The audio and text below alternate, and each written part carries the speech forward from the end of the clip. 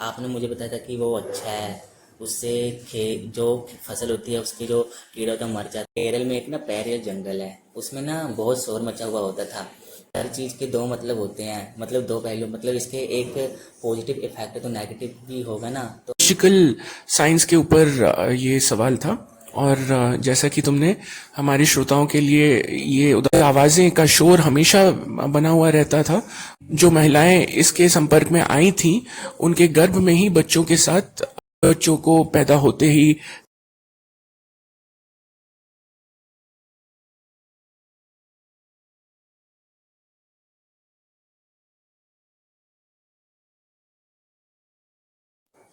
Sir, कल हमने question paper solve कर रहे थे, तो उसमें ना ये क्वेश्चन आया था कीटनाशकों का छिड़काव। तो ना वो मेरे दिमाग में चल रहा है कि आपने मुझे बताया था कि वो अच्छा है, उससे जो फसल होती है उसके जो कीड़े होते हैं मर जाते हैं।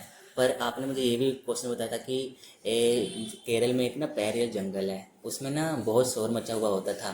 कीटनाशकों के छिड़काव से ना ये कीटनाशक जंगल तक पहुंच गए, और जो वो जंगल में कीड़े थे ना वो मर गए। तो उधर का ना बैरियर जंगल का जो माहौल था वो शांत हो गया। पर सर, हर चीज़ के दो मतलब होते हैं, मतलब दो पहलू, मतलब इसके एक पॉजिटिव इफेक्ट है तो नेगेटिव भी होगा ना। तो आप मुझे बता सकते हैं कि इसके नेगेटिव इफेक्ट क्या हैं? धन्यवाद नितिन, ये बहुत ही अच्छा प्रश्न था तुम्हारा। और जो क्वेश्चन पेपर हम कल हल कर रहे थे ये परिस्थितिकी यानी कि इकोलॉजिकल साइंस के ऊपर ये सवाल था। और जैसा कि तुमने हमारे श्रोताओं के लिए ये उदाहरण दिया कि पेरियार जंगलों में जहाँ पर मूलतः काजू इत्यादि के ऑर्चर्ड या बागान होते हैं वहाँ पर एंडोसल्फान नाम के एक कीटनाशक का प्रयोग किया गया था 1980 के दशक में। और 1980 से लेकर के 1990-95 तक इस कीटनाशक के बहुत दुष्प्रभाव केरल में देखे गए। जो प्रथम दुष्प्रभाव था वो तो ये था कि जंगलों में जहाँ पर पेड़ पक्षी चिड़िया कीड़े है ना झिंगुर इत्यादि की आवाज़ें का शोर हमेशा बना हुआ रहता था, वो अचानक ही शांत हो गया। इसीलिए इस जंगल को साइलेंट वैली का नाम दिया गया। मगर कीड़े मकोड़े और झिंगुर इत्यादि के मर जाने से मानव के ऊपर क्या प्रभाव पड़ता है? एंडोसल्फान का एक सीधा प्रभाव गर्भवती महिलाओं के ऊपर पड़ा। जो महिलाएं इसके संपर्क में आई थीं उनके गर्भ में ही बच्चों के साथ या बच्चों के आनुवंशिक जो तत्व होते हैं डीएनए उनमें अजीबोगरीब परिवर्तन आए। बच्चे अपाहिज पैदा होने लग गए। कई बच्चों को पैदा होते ही कैंसर बीमारी से जूझना पड़ा।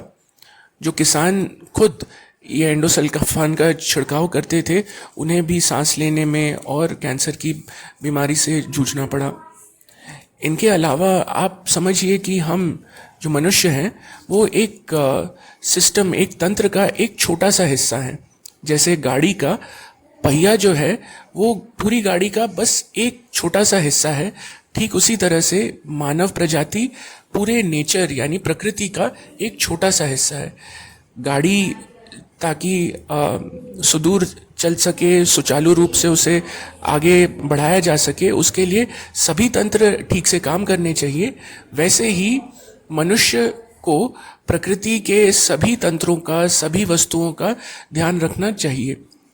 जिस प्रकार झिंगुरों के मर जाने के कारण जो परिस्थिति की थी उस पर बहुत नकारात्मक प्रभाव पड़े। झिंगुरों के मर जाने के कारण कई अन्य कीड़े मकोड़े आ गए जो कि खेत को और फसल को और अधिक नुकसान पहुंचाते थे। तो ये तो रही बात एंडोसल्फान पेरियार के जंगल और काजू की खेती की। लेकिन ऐसे ही कई और उदाहरण आपको दुनिया भर में मिल जाएंगे। एक मुख्य उदाहरण आपको चीन का देता हूँ कि माओ त्से-टूंग जो कि कम्युनिस्ट पार्टी के नेता थे और जिन्होंने चाइनीज़ रेवोल्यूशन में डेमोक्रेसी से एक सोशलिस्ट कम्युनिस्ट चाइना बनाया था। उनका ये मानना था कि गौरैया चिड़िया जो है वो बहुत अधिक नुकसान करती है धान की खेती का। और उनके कहने पर चाइना के सभी नागरिकों ने गौरैया चिड़िया के खिलाफ एक जंग की मुहिम छेड़ दी। इसमें मनुष्य तो सफल रहा, लेकिन प्रकृति हार गई। बेशक जो गौरैया चिड़िया थी जिसके कारण धान की फसल को नुकसान पहुंचता था, वो बेशक कम हुआ, मगर गौरैया चिड़िया के चले जाने के कारण कई और कीड़े मकोड़े, कई और ऐसे पशु उत्पन्न हो गए या उनकी तादाद इतनी बढ़ गई कि फसलों को और ज़्यादा नुकसान पहुंचने लगा। तो मनुष्य को कभी इतना अहंकारी नहीं बनना चाहिए कि वो खुद को प्रकृति से ऊपर रखे। हमें हमेशा ये ध्यान रखना चाहिए कि हम प्रकृति का। हेलो फ्रेंड्स, अगर आपको हमारा पॉडकास्ट और वीडियो अच्छी लगी तो प्लीज़ हमारे चैनल को सब्सक्राइब कीजिए, शेयर कीजिए एंड लाइक कीजिए। If you find our content useful and good, please like, share and subscribe and tell all your friends about us. Thank you.